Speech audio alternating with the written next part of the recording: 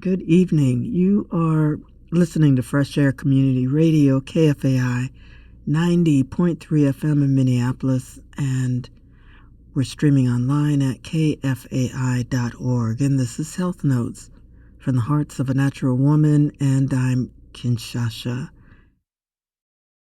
This evening, we're going to be talking about women's issues and issues that we don't generally talk about. As women age, many health issues can be overlooked, largely because they go undiscussed. Dr. Dana Cohn, a respected physician, author, and authority in women's health, is here to help us break the silence in this important health issue and the challenges that women 40 plus are going through, as well as to help men and women's partners help in this process. Hello, Dr. Cohen. How are you doing? Hi, I'm doing great. Thank you for having me. Menopause and perimenopause. Can you give us a definition of both of those? Actually, I can't because there is no formal definition of perimenopause. I can give you a definition for menopause. Not having a period for 1 year and blood levels that are consistent or in the range of menopause. That's the definition. But the truth is, it doesn't really matter, because if your quality of life is affected by either, then it's a problem, and it needs to be talked about and discussed and figured out ways that we can help with those symptoms. So the definition is, it's sort of moot. It doesn't really matter. If your quality of life is affected, that's what matters. If there's no definition for perimenopause, where did that come from? And can you explain, give us some understanding of that? Certainly as women, most women feel like they've gone through it. Perimenopause, in and around menopause, is basically, those years in and around menopause. It's actually kind of a hard time.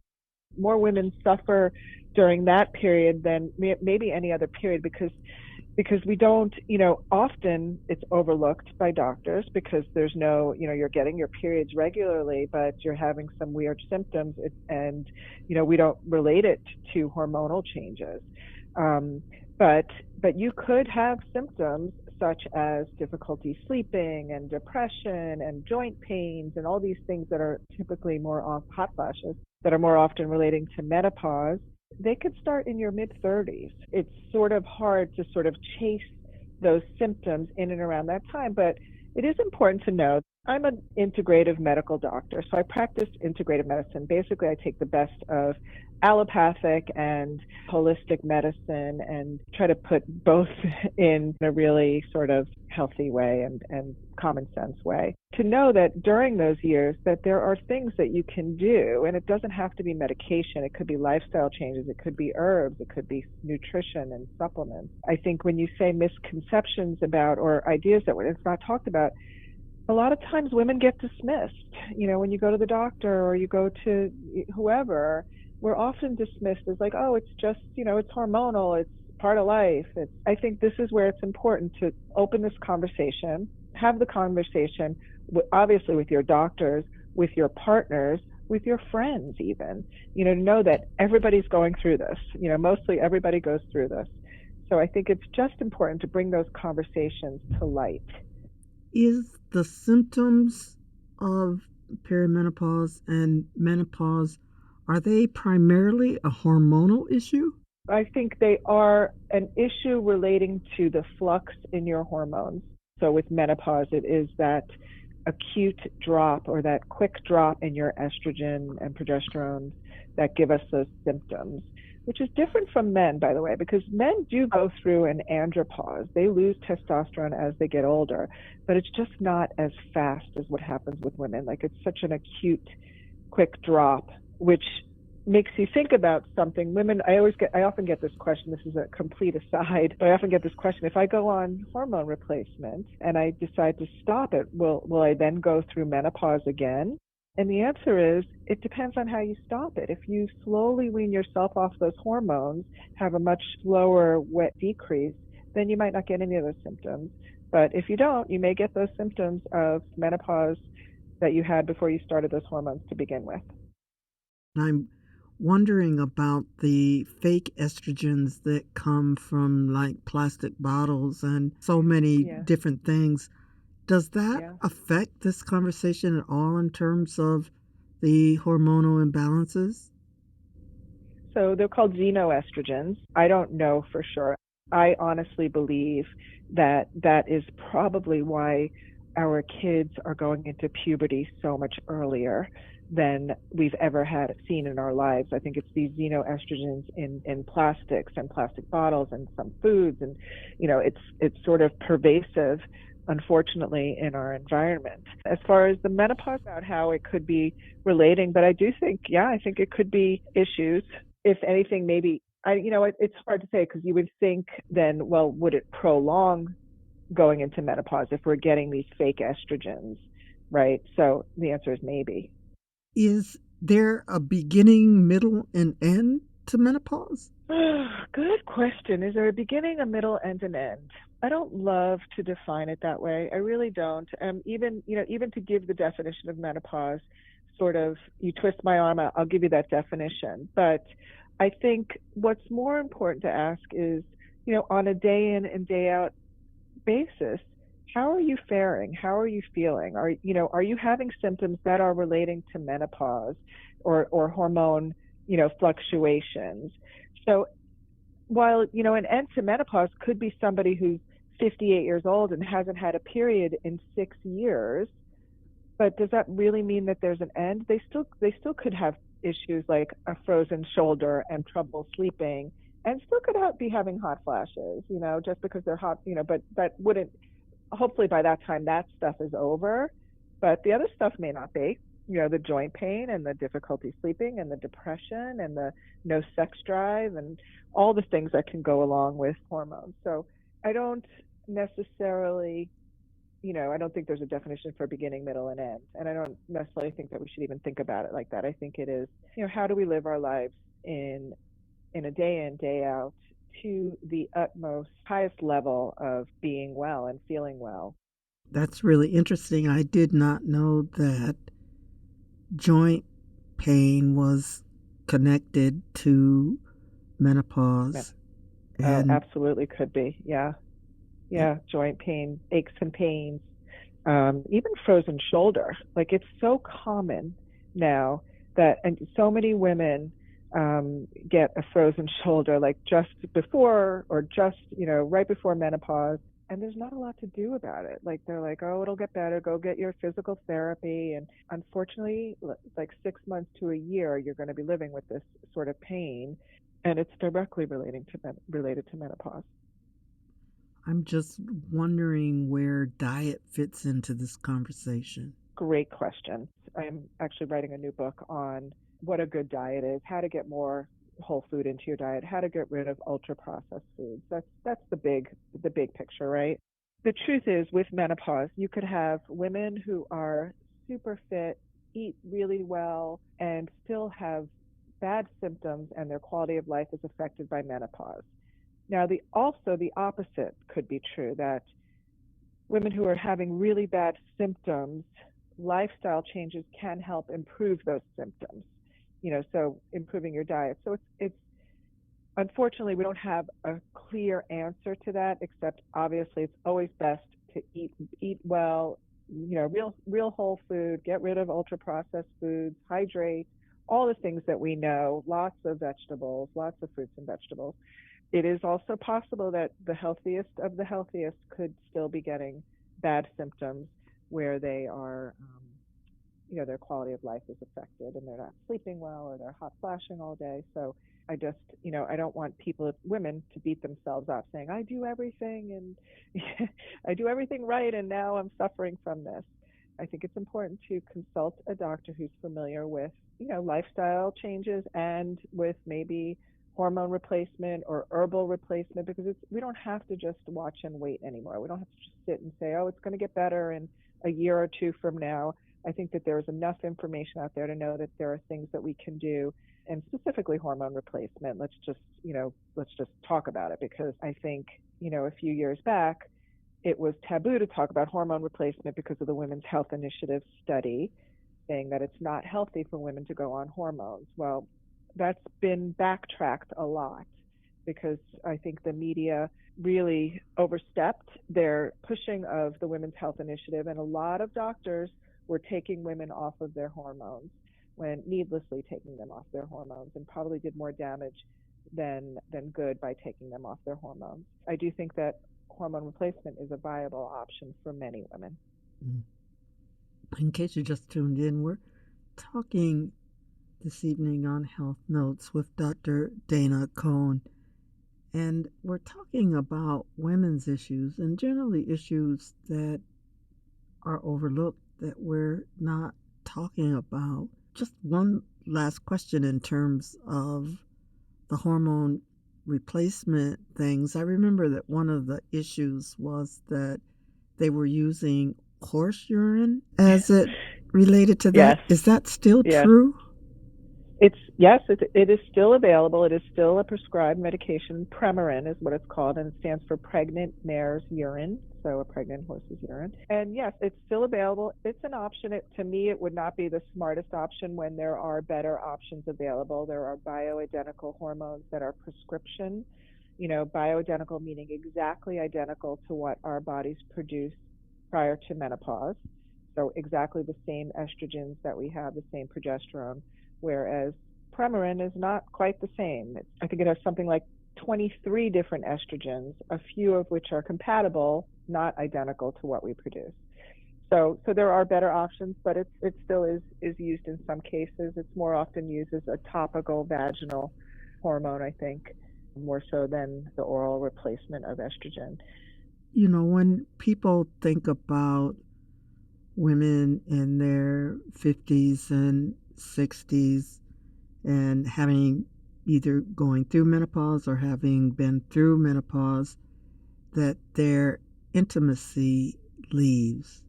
Is that a given, that once a woman goes through menopause that she's no longer interested in sex?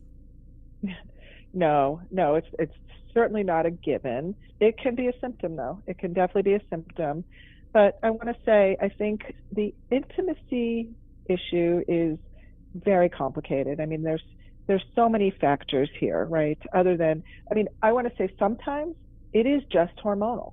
Sometimes you give a woman bioidentical hormones and they are good to go. They are so happy and feeling better.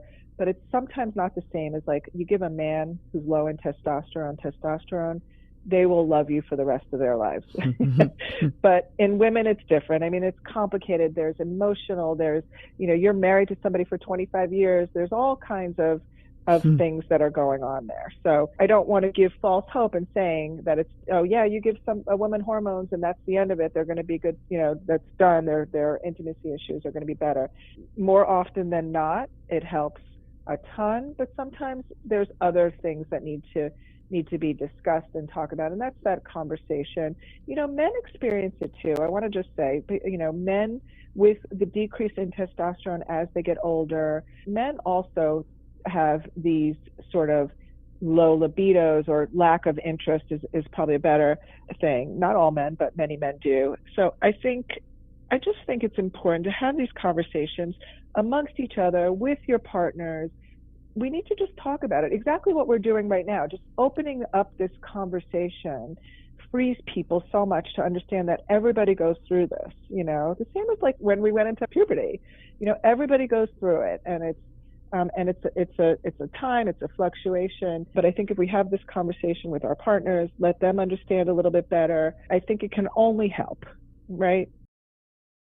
In case you just tuned in, we're talking this evening on Health Notes with Dr. Dana Cohn. And we're talking about women's issues, and generally issues that are overlooked, that we're not talking about.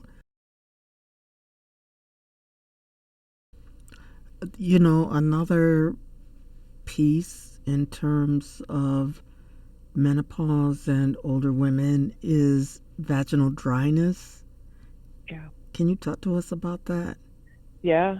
Painful intercourse, vaginal dryness is absolutely an issue that happens often with menopause. And I find that if your doctor, if I don't ask my patients, they won't tell me. So I think it's so important for gynecologists and doctors like myself to ask the question, and I always do.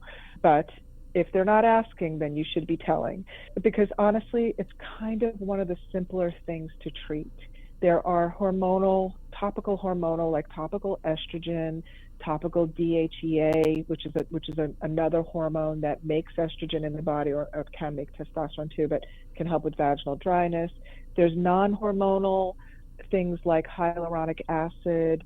There's a new one on the market, but you could also compound these things, and they're more than just a lubricant to use during or before sex. These are things that, if you use on a regular basis, will help your body be less dry, will help you have less vaginal dryness. There's also devices that we can do, like laser devices that can help with vaginal dryness, radio frequency, so it uses heat.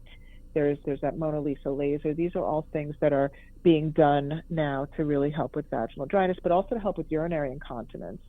I think that's something that's also not talked about. Urinary incontinence is an issue, and this can be happening in perimenopause. This could be happening in menopause. And I want to just say something. You don't necessarily have to have kids to experience issues with urinary incontinence. Everybody thinks like, well, I didn't have any kids, so that shouldn't be happening to me, but it can. It with menopause and with those hormone changes. But those devices like that radio frequency, it's just applying heat. It's like uses a wand to apply heat. Laser is a little bit different. Laser, where it actually goes in and creates trauma to the mucosa. Radio frequency does not. But they both can help with vaginal dryness, and they both can help with urinary incontinence.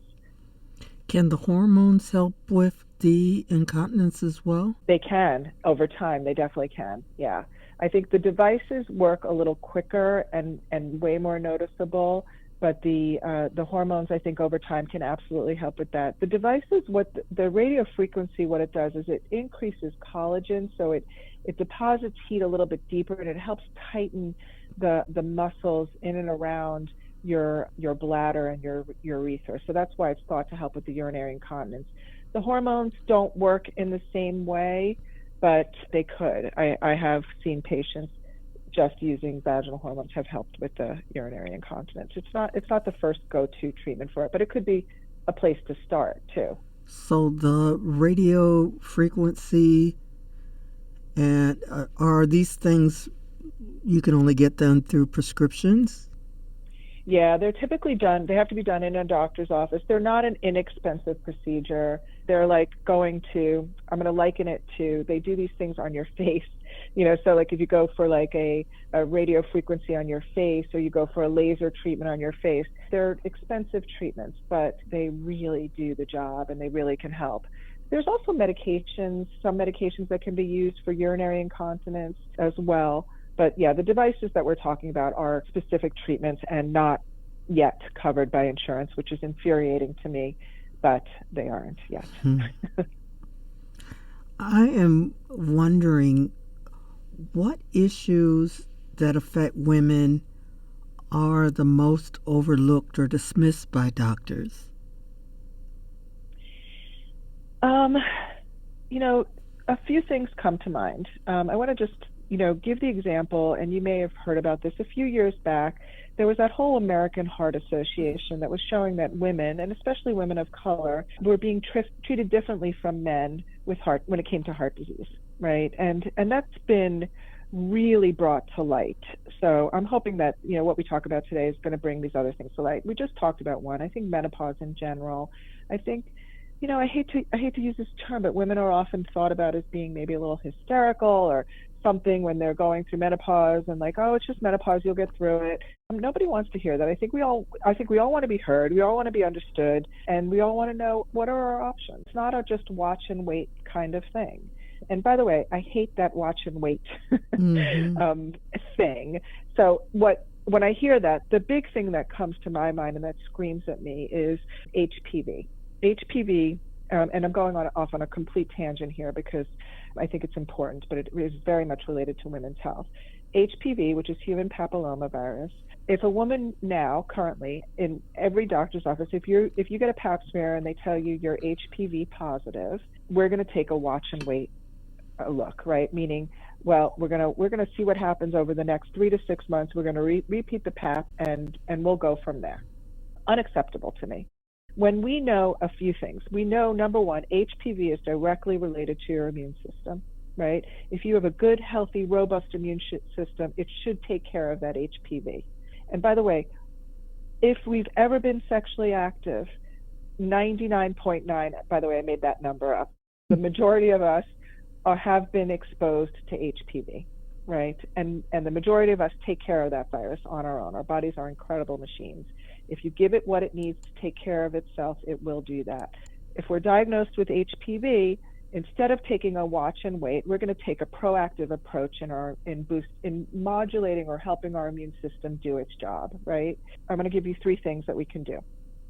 The first, and there's not a radio show or a podcast that I do that I don't talk about hydration, because I did write a book on hydration, and it's called Quench. And to me, the single most important thing you could do to treat and prevent chronic disease is learn how to hydrate first. And it doesn't necessarily mean drink more water, although it could mean that, but it's really about eating your water by eating more vegetables, more plants, get more plants in your diet, and knowing what your hydration set point is. And there's, like I said, there's a whole book about it, but even if you just start by drinking a large glass of water first thing in the morning and hydrating a little bit better throughout the day, you're doing your body good. And that's going to help with your immune system, because it helps with everything, right? So start there. Before you go on any, diet plan or supplement plan, always start with hydration. Number 2, stress. Stress kills. We now know that.